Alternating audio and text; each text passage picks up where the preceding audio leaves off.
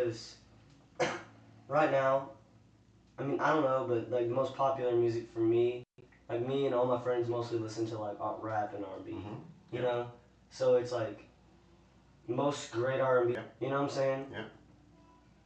I totally get it. You know what I'm saying? Honestly, I totally get it. Like if I'm playing a song that's like doesn't have like that song with DK, like I would not want to ever have a rap on that song. Yeah. But like some songs, it's just like I feel like it just needs something it's more. Got a bit of swagger to it. A bit yeah, of attitude yeah. And a bit of. Yeah, exactly. I'm totally into that. I think it's a great idea. And again, as you say, it has to be the right song, or songs. Maybe I don't know. If I try and think of the words that are in my mind about the kind of record that I think you should be making. It's soulful, it's organic, you've got this incredible instrument here that it's kind of like classic soul songwriting but with a modern twist that is, we've been talking about some people who can really kind of provide that more rhythmic, kind of almost more urban twist to it, but with a very melodic, organic piano. It's like I'm like a whiter, younger version of John Legend almost. Yeah, totally. You're like a white soul kid, for sure. Yeah, that's exactly what it is. Yeah. But in a modern way, and the way people consume music now is absolutely, they listen to rap music, they'll listen to all sorts of different things, and I think people now are more and more open to all sorts of different sounds, and your generation. I feel like my voice can make a lot of different sounds, a lot of different styles of like songs. I can do like soulful R&B, but I can still do like more poppier, not rock, but more. But I know exactly what you mean. It's your voice has got a lot of identity. It's very defined, and it's you. So the minute you work with an artist who really knows who they are, and I know obviously you don't have a huge amount of experience, but you're still clear about who you are. You're confident. You were very. Even though when we sat and we originally talked about influences, it was the first time ever that you'd really been able to do that, or been asked to do that.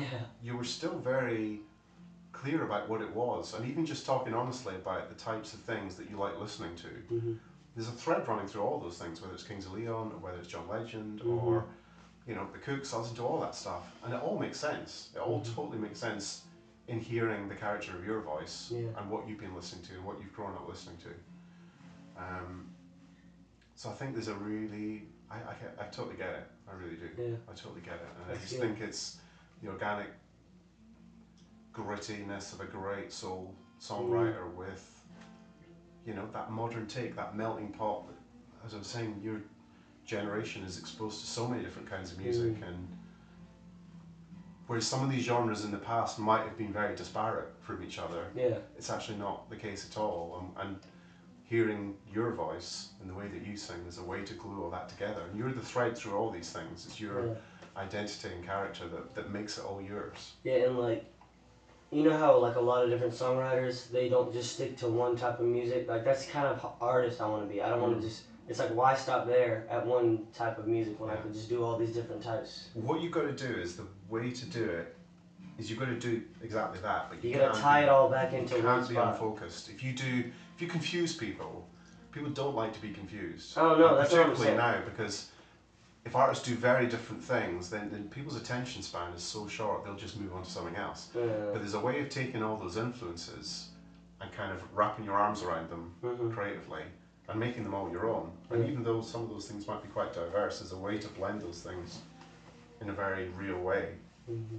So, absolutely, if you're talking about the variety that a great artist has in terms of their sound, content lyrically of what they like to sing about, the kind of stories they like to tell in song, and musically what it is, then absolutely, you want different shades, lights, colours, flavours, but it should all feel like you. And the great thing is, with your voice, you're already ahead of the game because there's such definition in it, and all those influences make sense.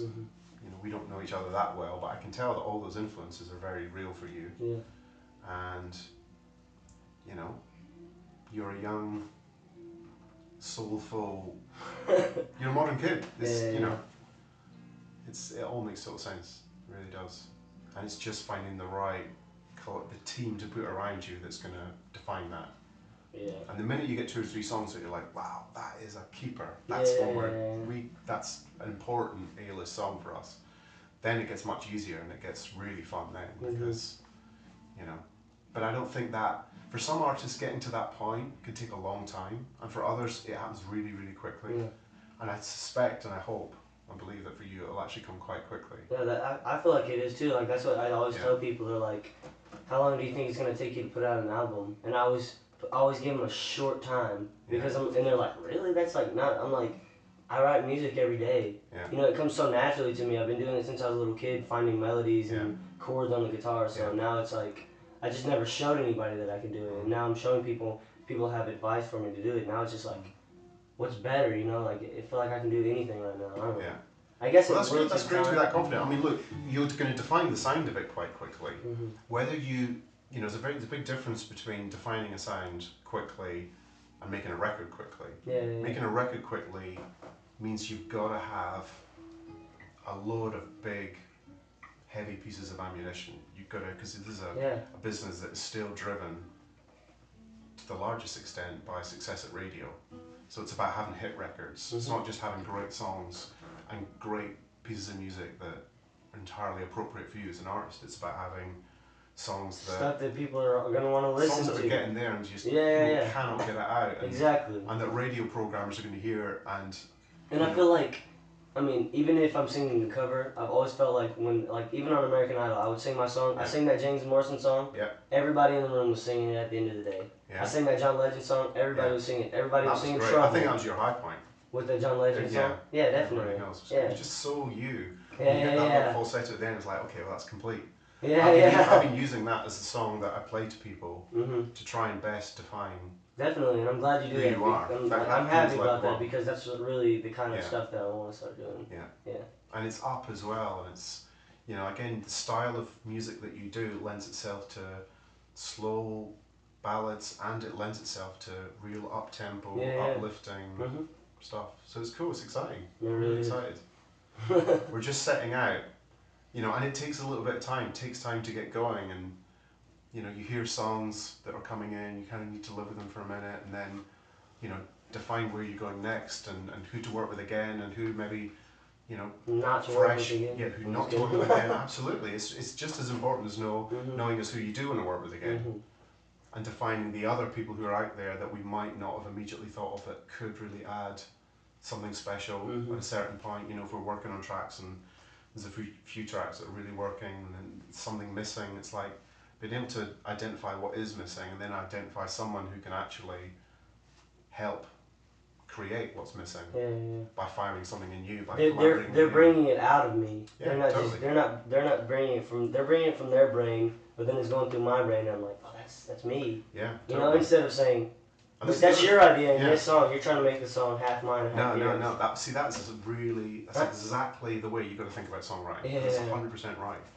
And it's about the feeling that because I'm the one singing it and I'm the one playing it. You know, you've got to own it. Not the person that's helping me write it. You're the one who's going to have to stand up there and look down the camera lens and sell it to people and make people believe it. And you've got to believe it. The easiest way to do it, and people see through it. People recognize when someone is singing something that they might not be completely connected to. Yeah.